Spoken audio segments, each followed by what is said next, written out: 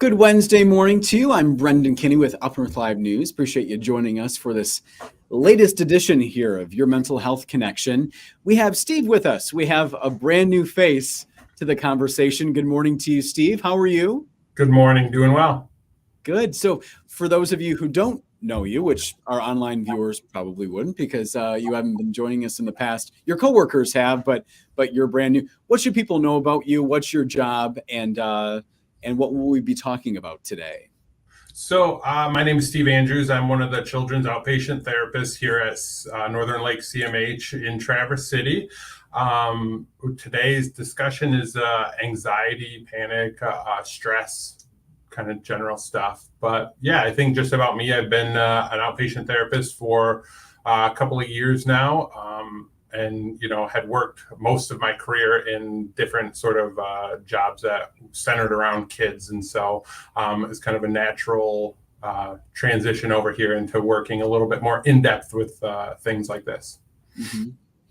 And we have people obviously watching from all over the place, not just Northern Michigan. But if you want to tell people kind of the area that you cover, and if people need help with anything, any of the services you offer there at Northern Lake CMH, what is the region, first of all, and how do people get in contact with you, Steve?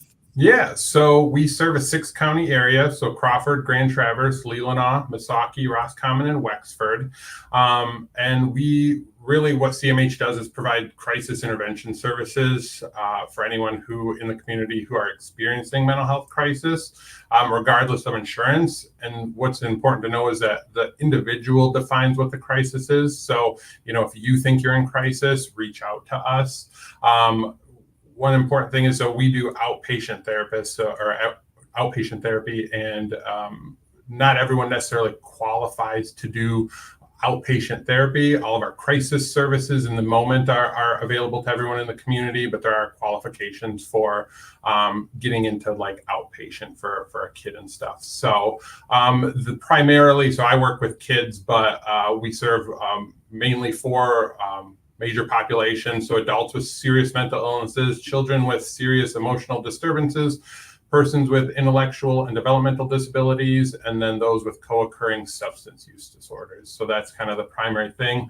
And then you want like the contact information for CMH or? Might as well, yeah, if you have it, Steve, that'd be great. Sure, yeah, so to call access is 800-492-5742. We also have northernlakecmh.org is our website. There's tons of information on there that's always useful. And then we do have our 24/7 crisis intervention, and that is 833-295-0616. So we have specifically a group that works with younger kids. So that's our FAST program. And so you can specifically ask for FAST if this is someone 20 or younger. Okay. Good deal. Thanks for that information, Steve. Yeah. So the title of today's discussion, all about anxiety. So first of all, Steve, if you can talk about how to identify anxiety, something familiar to a lot of us, and also how you treat something like that.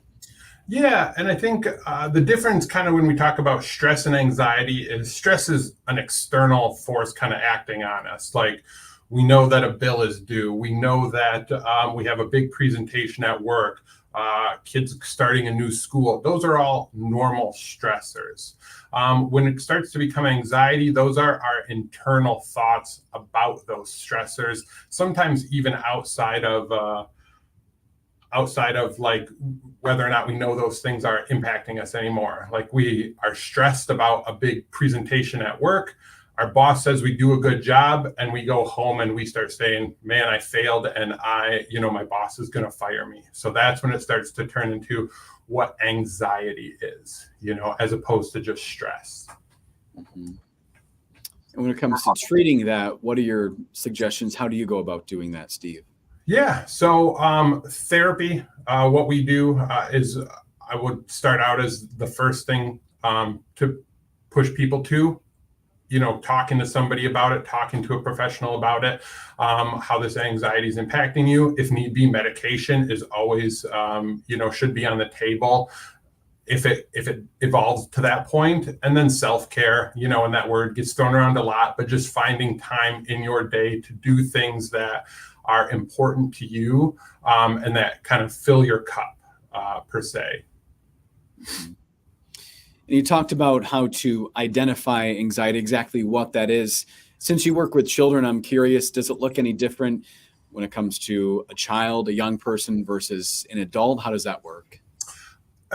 Not necessarily. There may be some, a little bit of emotional regulation stuff that adults can do a little bit better than children, but still finding it hard to concentrate, not sleeping, eating more, eating less than normal, are all things that both children and adults can do. Getting angry and being irritable, kind of outbursts. I think we all know some adults who've we've seen that as well as in children. Those constant worry and negative thoughts, hearing somebody always like, they're always just kind of down in the dumps about things, or things just aren't looking good for them all the time. With kids specifically, maybe a lot of crying, being clingy, especially in younger kids, and then like stomach aches and kind of these complaints about just feeling sick to their stomach, are pretty typical things for kids to experience when they're feeling these anxious symptoms. Mm-hmm. And I'm just looking, since we're live here on our UpNorthLive social media platforms, Facebook, YouTube, and X, I can see Susie Q and Jackie watching. And if you have any questions, you can ask Steve and we can throw those out there. I'm curious to know too, I'm seeing that there's a fight, flight, freeze, fawn. What is that all about, Steve? I haven't heard of that. So those are how our nervous system reacts to stressors. And so fight and flight are kind of the typical ones people would hear, are what we do. If you see a bear in the woods, what are you going to do? Are you ready to fight, ready to run away?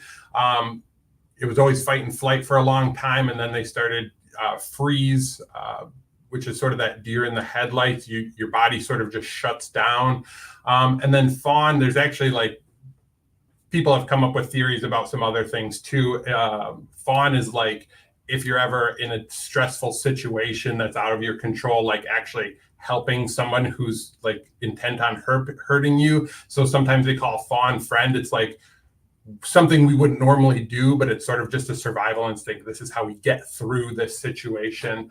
And then the opposite of freeze, they call flop. So freeze is we stiffen up, and flop is actually our body just goes limp and we're unable to do. But it's just how our body responds to those stressors when the cortisol is released, and what we do to survive a stressful situation.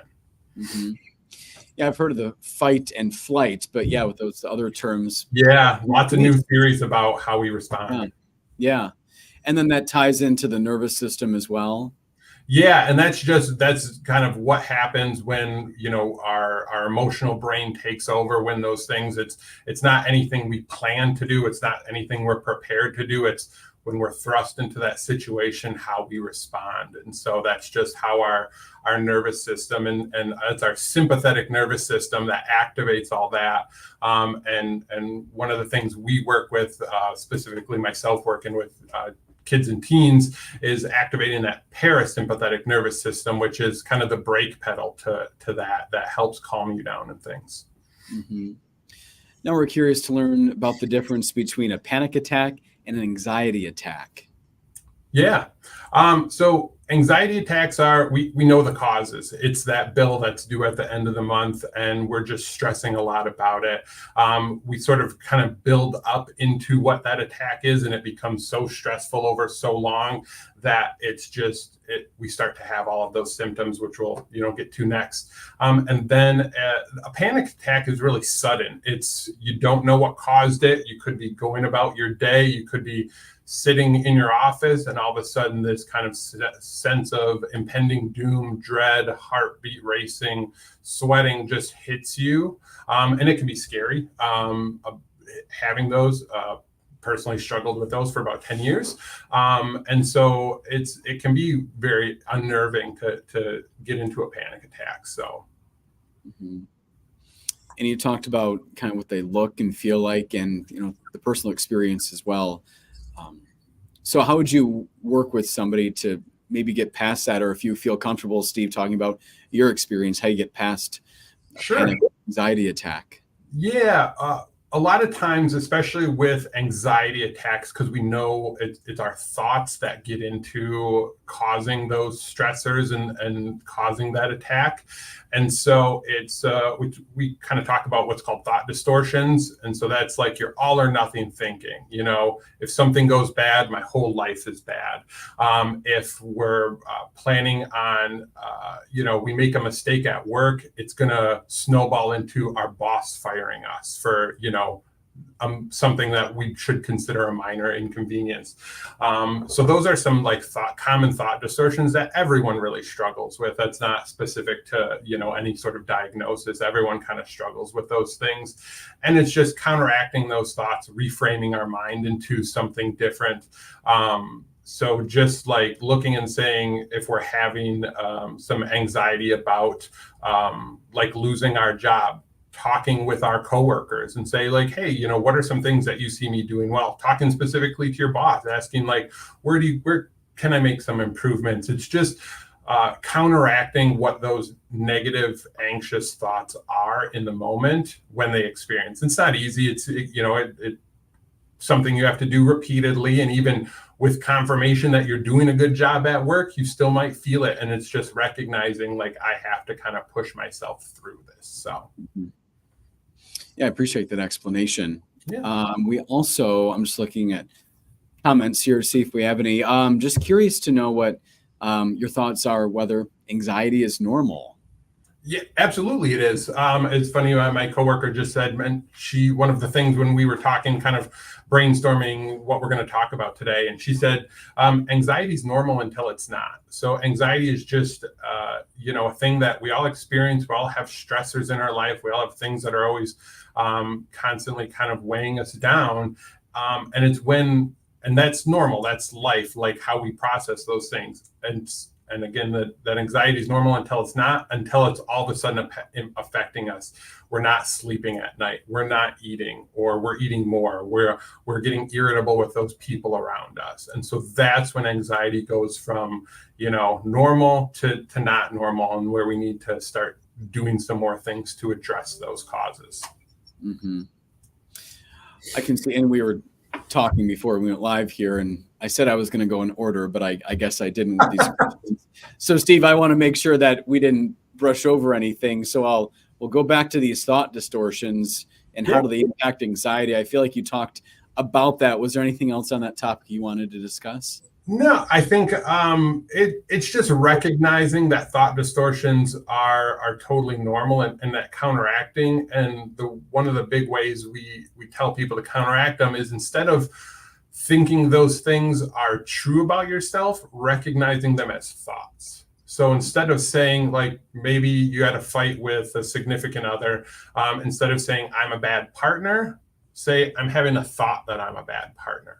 And that helps us kind of distance ourselves from believing that reality about us, because it's hard to say like, this thing, I'm lazy, I'm bad, I'm this or I'm that, I'm bad with money, all these sorts of things, instead of saying I'm having this thought, and that's how you can counteract it with, making up, doing something nice for your significant other, showing people or showing yourself that those things aren't true about yourself. So just really counteracting all of those negative thoughts, doing things and checking in with other people about that those things aren't true, or that you're not the only person experiencing them.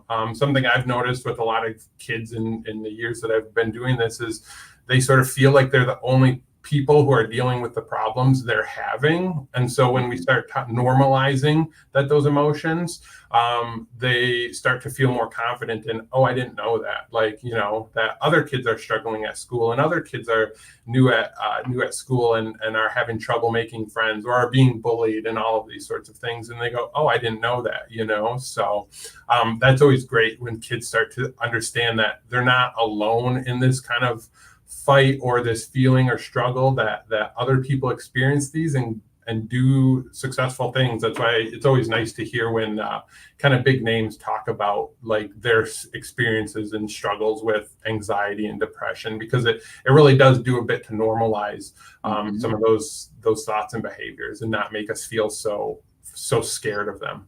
Mm-hmm.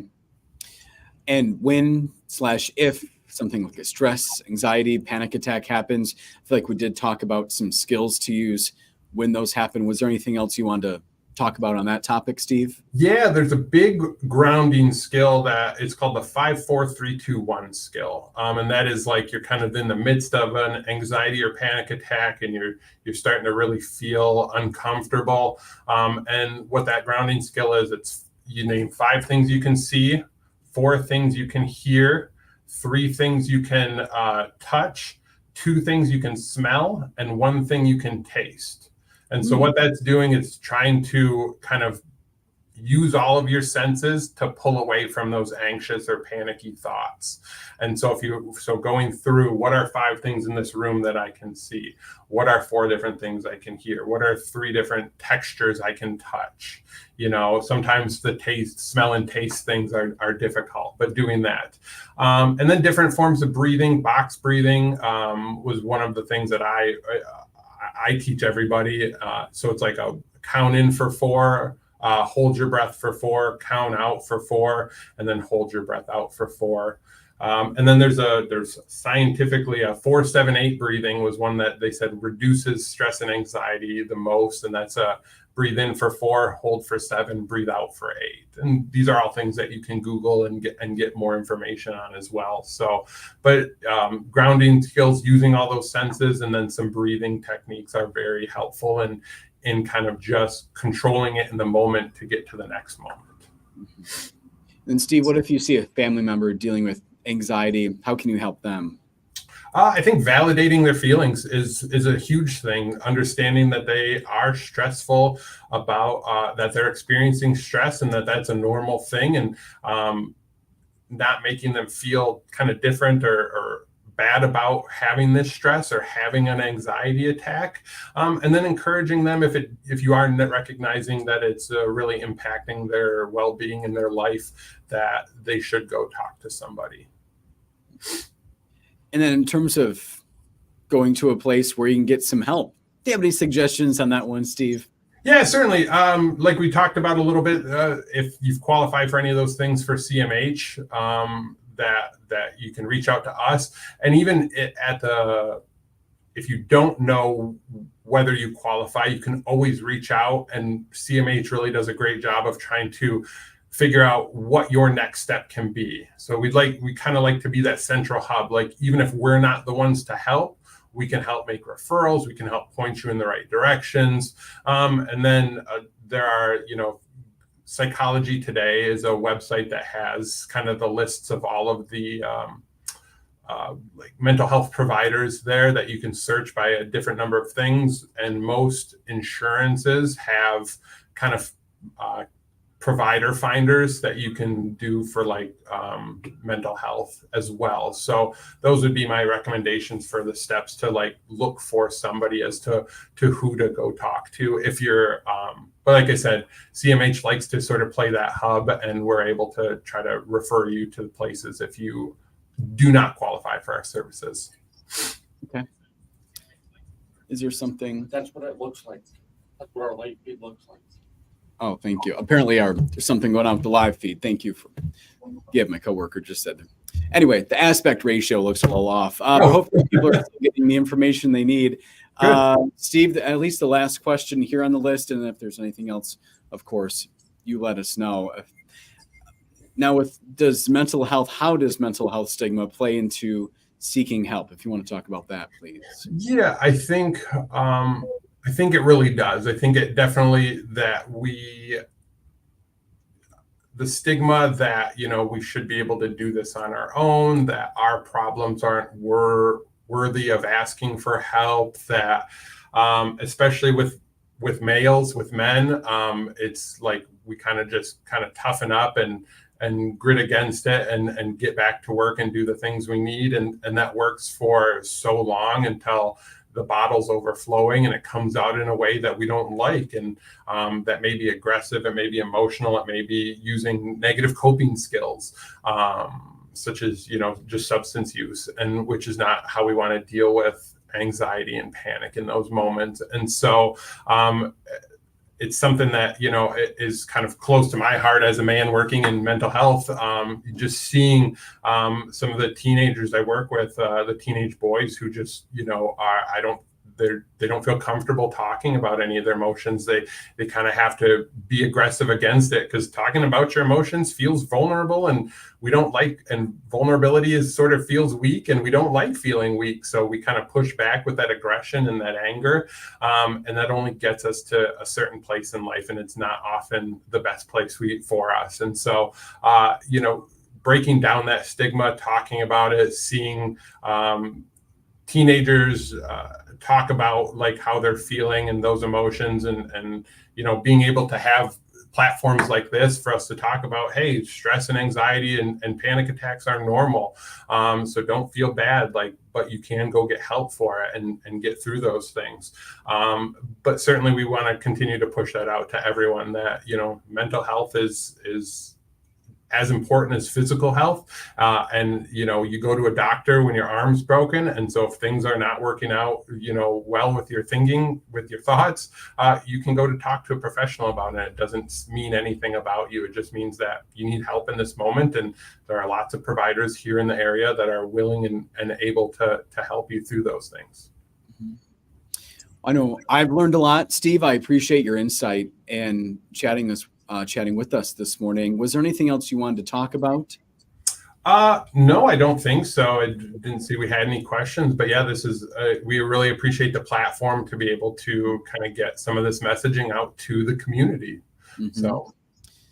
And then last but not least, if people are just joining us, how do they reach out to you? How do they reach out to your coworkers there at Northern Lake CMH? Yeah, so our contact information for CMH is, again, 800-492-5742, or the Northern Lakes CMH.org website. There's tons of information. All of the contact information is on there.